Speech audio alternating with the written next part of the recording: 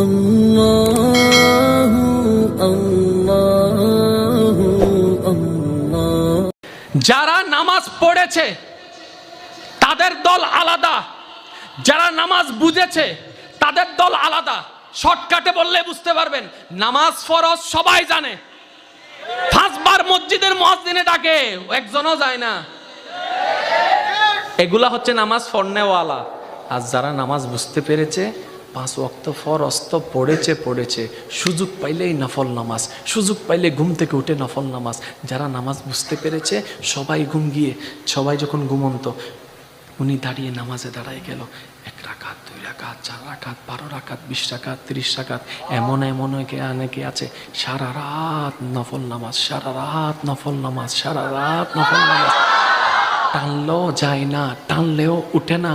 কিরে, আমরাও মুসলমান, আপনিও মুসলমান, আমরাও নামাজি, আপনিও নামাজি, আমাদেরকে ঠেললেও মসজিদে নেওয়া যায় না, আপনারা সিজদায় পড়লে উঠতে চান না, ব্যাপারটা কি?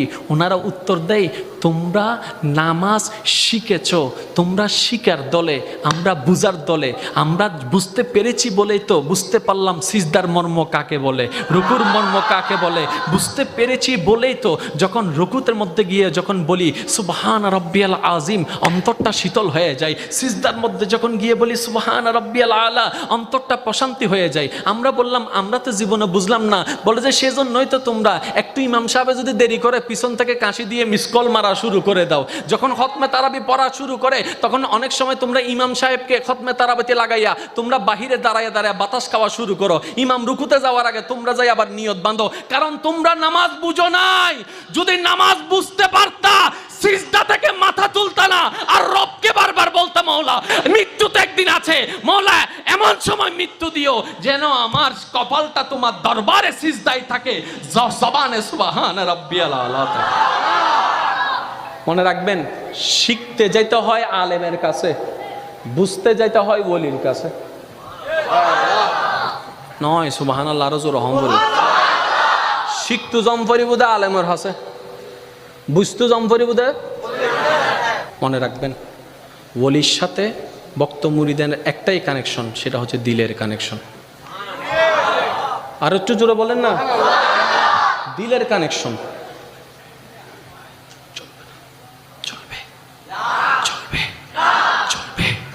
আল্লাহ বুঝার তৌফিক দান করুন। সেজন্য তো আব্দুল কাদের জিলানির কাছে গিয়ে পড়তে বসছে, বলি হয়ে বের হয়ে গেছে। খাজা গরিবে নওয়াজের কাছে শিখতে গিয়েছে, কুতুবউদ্দিন বখতিয়ার কাকি হয়ে বের হয়ে গেছে। কুতুবউদ্দিন বখতিয়ার স্কুলে ভর্তি হয়েছে, ওখান থেকে আল্লাহর বলি হয়ে বের হয়েছে। সিস্টেম সব কিছু আছে, বুঝতে হবে আমাদের। আল্লাহ আমাদের সবাইকে বুঝার তৌফিক দান করুন। আরেকটু জোরে বলেন। এবার বলেন, আমরা নামাজ পড়লে আল্লাহর কোনো লাভ নাই? বলেন না, আমরা নামাজ পড়লে আল্লাহর কোনো লাভ? আমরা নামাজ না পড়লে আল্লাহর কোনো ক্ষতি? আমরা রোজা রাখলে আল্লাহর কোনো লাভ? আমরা রোজা না রাখলে আল্লাহর কোনো ক্ষতি? কিন্তু এই নামাজ রোজা ফরজ জিনিস, কিন্তু আল্লাহর সেটিংটা দেখেন, কখনো বাবার চেষ্টা করেন নাই। দেখেন, শেষ ভালো যার সব ভালো তার। আমি 5 মিনিটে শেষ করছি, গভীর মনোযোগ। বছরে একবার,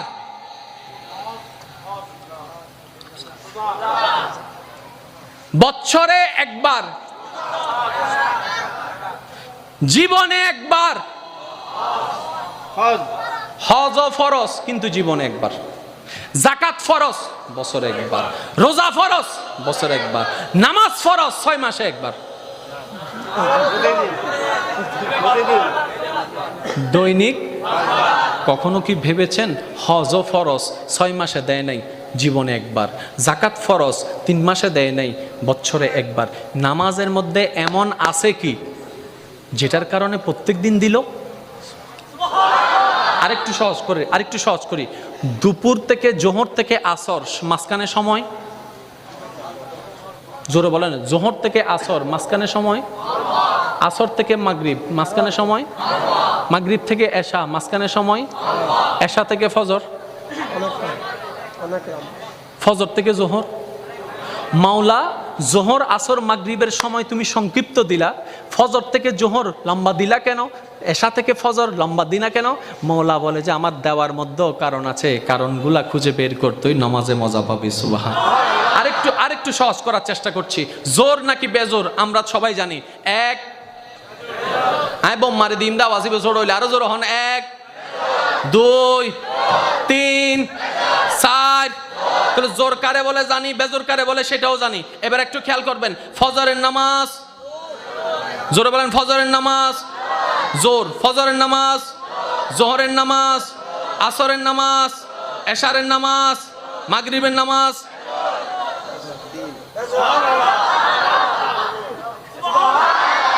আসসালাতু মিফতাহুল জান্নাহ, নামাজ জান্নাতের চাবি। আসসালাতু মেরাজুল মুমিনিন, নামাজ মওলার সাথে দিদারের মাধ্যম। তাহলে এই নামাজ যেমন তেমন না, কিছু না কিছু আছে। এই নামাজকে সেটিং করেছেন ফজর জোর, জোহর জোর, আসর জোর, এশা জোর, মাগরিব বেজোর। কোন মাগরিব? আরেকটু বুঝার চেষ্টা করি। ফজরের 2 রাকাত ফরজ, এর আগে 2 রাকাত সুন্নত। কাকে বলে?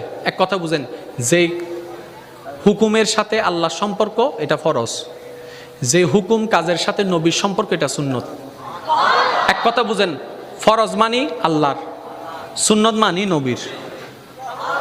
এর দুর্মনত তাইব না? ফরজ মানি, সুন্নত মানি নবীর। একটু শেষ, আমার কথা শেষ। ফজরের 4 রাকাত, 2 রাকাত ফরজের আগে 2 রাকাত। কি কোনো সমস্যা হচ্ছে? মহাব্বতের ভিতর বহুত কিছু চলে। আমার মাহফিল আরেকটা আছে 11টায়। কয়টায়? আমার জীবনে কখনো আমি টাইম বেশ কম করি নাই। বিসমিল্লাহ।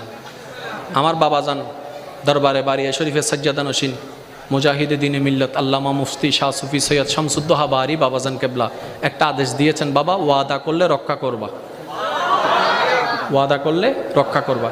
সেজন্য আমি চেষ্টা করি যাকে যে টাইম দিই, যেমন আজকে এখানে টাইম দিয়েছিলাম 8:30টায়, আমি এখানে চলে আসছি 7:45। 8:30টায় টাইম দিয়েছি আমি 7:45, কিন্তু মঞ্জিলে চলে আসছি, আওলাদের এখানে বসেছিলাম। আমি চেষ্টা করি টাইমের আগে চলে আসা। একটু খেয়াল করবেন, নামাজ জান্নাতের চাবি। নামাজ জান্নাতের, জান্নাতে যেতে গেলে নামাজের দরকার। এই নামাজকে আল্লাহ কিভাবে সাজিয়েছেন দেখেন। ফজরের নামাজ 4 রাকাত, 2 রাকাত ফরজের আগে 2 রাকাত। জোরে বলতে হবে, 2 রাকাত ফরজের আগে 2 রাকাত। জোহরে 4 রাকাত ফরজের আগে 4 রাকাত। আসরে 4 রাকাত ফরজের আগে 4 রাকাত। এশারে 4 রাকাত ফরজের আগে 4 রাকাত। মাগরিবের 3 রাকাত ফরজের আগে 2 রাকাত।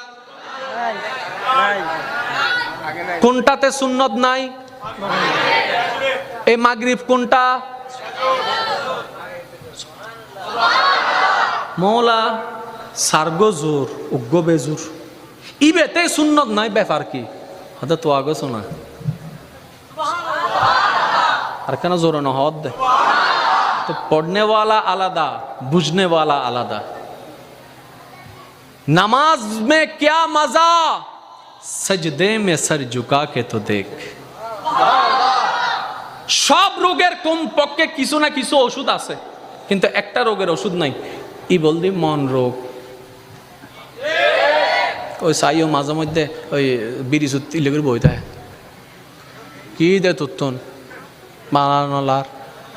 কেউ কিছু হই না, না কেউ গাল দিই না, না তো কি দে মন কিল্লা খারাপ হদে এনে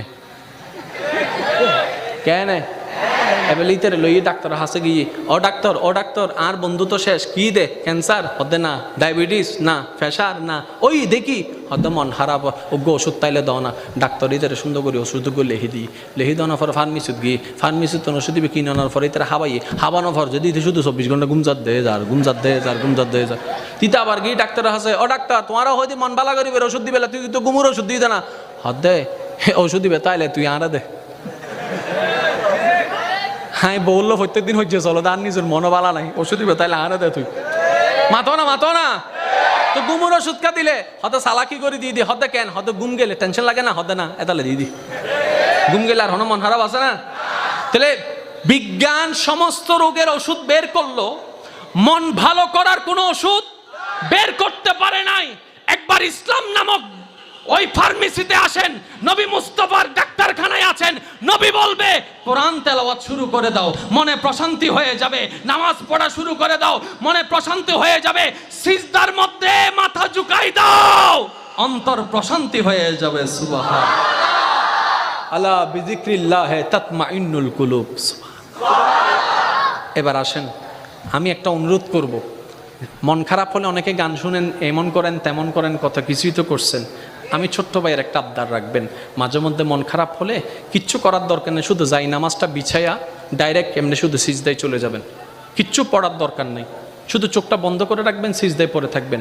2 থেকে 3 মিনিট পরে দেখবেন যে আপনার মনের মধ্যে কেমন যেন একটা শান্তি লাগা শুরু হয়েছে, শান্তি লাগা শুরু হয়েছে, অশান্তি লাগা শুরু হয়েছে। এবার আপনি অনুভব করতে থাকবেন সেই শান্তিটাকে, বোঝার চেষ্টা করবেন আমি তো কিছু করি নাই, তাহলে শান্তিটা আসছে কোন জায়গা থেকে? আরে অজু তো বানাই নাই, যে অজু না করে যদি সিজদায় এত মজা হয়, জিকির ছাড়া যদি সিজদায় এত মজা হয়, না জানি অজুওয়ালা সিজদা কেমন হবে, জিকিরওয়ালা সিজদা কেমন হবে, প্রেমওয়ালা সিজদা কেমন হবে। আমি তো সিজদায় গিয়েছি নিজের স্বার্থে, যদি কোনোদিন মওলার প্রেম নিয়ে যেতে পারি সেই দিন শান্তিটা কেমন হবে। সেই জন্য তখন বুঝতে পারবেন ইমাম হোসাইন কিভাবে এবং কেন সিজদা অবস্থায় শাহাদত বরণ করেছেন। সুবহান। একবার দরুদ শরীফ পড়েন, আল্লাহুম্মা মাওলানা মুহাম্মদ ওয়া আলা আলি সাইয়্যিদিনা। উচ্চ আওয়াজ একবার বলেন মারহাবা।